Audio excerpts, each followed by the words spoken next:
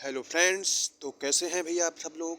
I hope आप सब मस्त, ज़बरदस्त और जिंदाबाद होंगे। तो दोस्तों, ये है हमारी पॉलिटी की क्लास नंबर 4, जिसमें आज हम पढ़ेंगे संविधान की प्रस्तावना, जिसको उद्देश्य का भी कहते हैं, उसकी विषय वस्तु और उसका महत्व।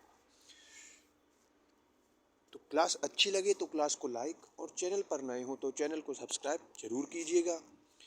आपके सभी एग्जामों में संविधान की प्रस्तावना से प्रश्न बनते रहते हैं और ये हमारी सीरीज चल रही है कंप्लीट एनसीईआरटी सीरीज, जिसमें हम वन लाइनर फॉर्म में रिवीजन कर रहे हैं।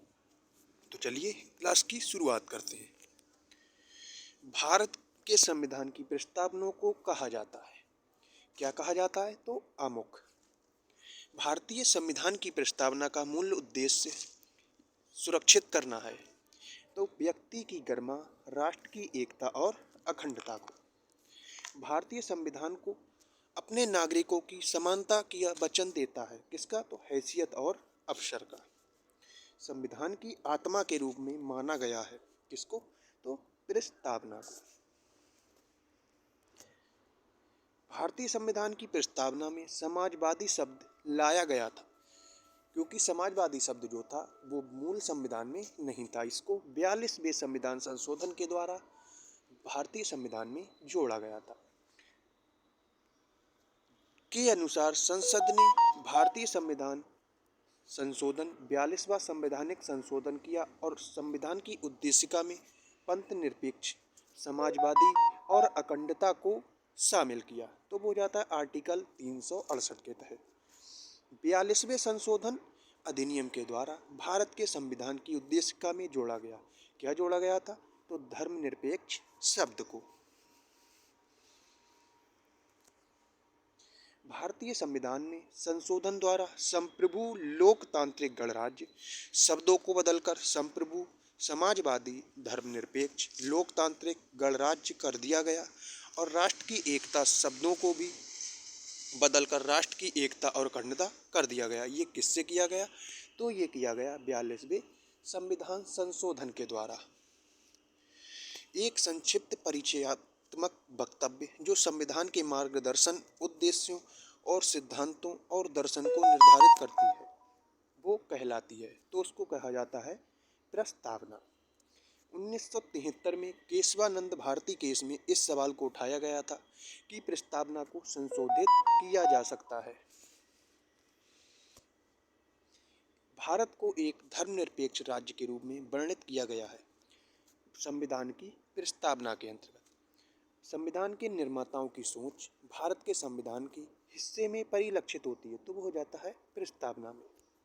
संविधान का वह भाग जो इसके निर्माताओं की भावनाओं और आदर्शों को दर्शाता है, तो वह जाता है प्रस्तावना। भारत के संविधान की प्रस्तावना में प्रयुक्त शब्द गणतंत्र सूचित करता है कि देश का प्रधान निर्वाचित प्रतिनिधि है। एक धर्मनिरपेक्ष देश है भारत। एक व्यवस्थित सामाजिक संरचना का संकेत बिंदु है। उद्देश्यों एवं विचारों में समानता। प्रस्तावना की संविधान की राजनीतिक कुंडली के रूप में वर्णित किया था, तो वह के.एम. मुंशी ने। प्रस्तावना के अनुसार भारतीय संविधान अपना अधिकार प्राप्त करता है, तो वह भारत की जनता से। वह अंग्रेजी राजनीतिक वैज्ञानिक जिसने उद्देश्य को भारतीय संविधान की कुंजी या की नोट कहा था, सर अर्नेस्ट बारकर। भारतीय संविधान की उद्देशिका में व्यक्त किए गए सामाजिक न्याय, आर्थिक और राजनीतिक आदर्श लिया गया है, तो वह रूस की क्रांति के द्वारा। केशवानंद भारती बनाम केरल राज्य के मामले भारत के संविधान का हिस्सा माना गया था, वह उद्देशिका को।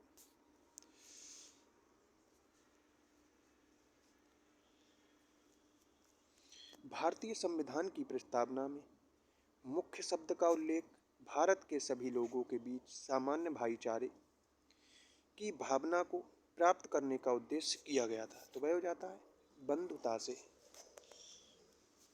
भारतीय संविधान की प्रस्तावना में प्रयुक्त वह शब्द जिसका अर्थ है विशेषाधिकार का अभाव, तो ये हो जाता है समानता। 26 नवंबर 1949 को गृहीत मूल भारतीय संविधान की प्रस्तावना में उल्लेख नहीं है, तो किसका हो जाता है? धर्मनिरपेक्ष शब्द का। भारतीय संविधान की उद्देश्य में अब तक संशोधन किया गया है, तो वह हो जाता है सिर्फ एक बार। वस्तुपरक संकल्प में अभिव्यक्त मौलिक प्रतिबद्धताओं की वह सूची जिसे हमारे संविधान में स्थान दिया गया था, तो हो जाता है समानता, स्वतंत्रता, भ्रातृत्व, लोकतंत्र और संप्रभुता।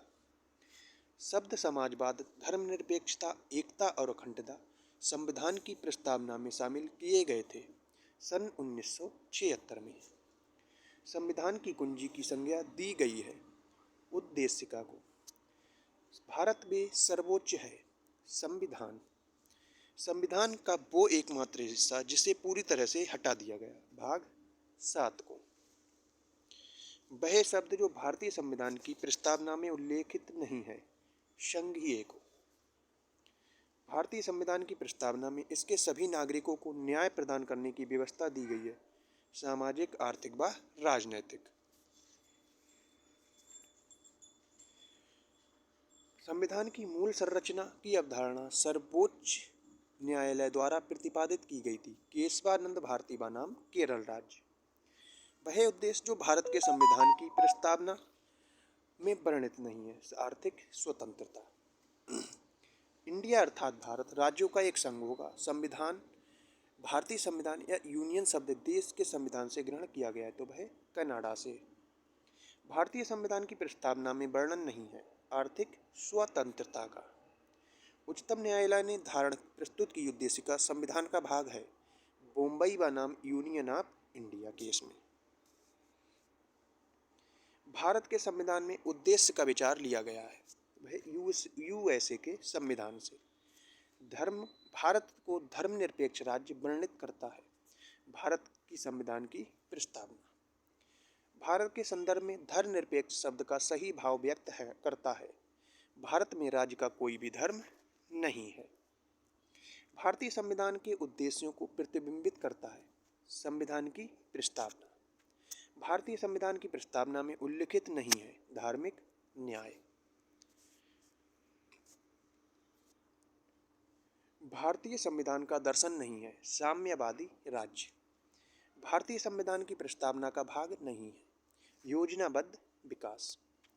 भारतीय संविधान में शब्द उल्लेख नहीं है किसका, तो वह हो जाता है संघवाद का। भारतीय संविधान की प्रस्तावना में किसी व्यक्ति की गरिमा को सुनिश्चित करता है बंधुता। संविधान सभा में उद्देशिका को प्रस्तुत किया था,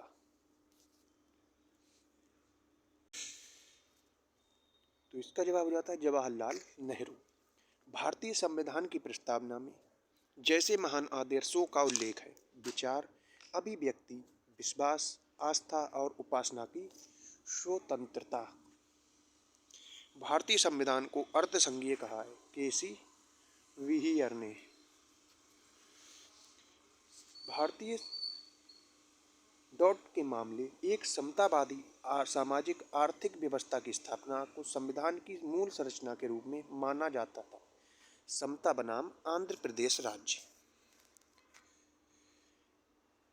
सूची, गोलकनाथ विवाद वर्ष 1967। 2024वां संविधान संशोधन अधिनियम 1971। केशवानंद भारतीवाद 1973। 42वां संविधान संशोधन 1976।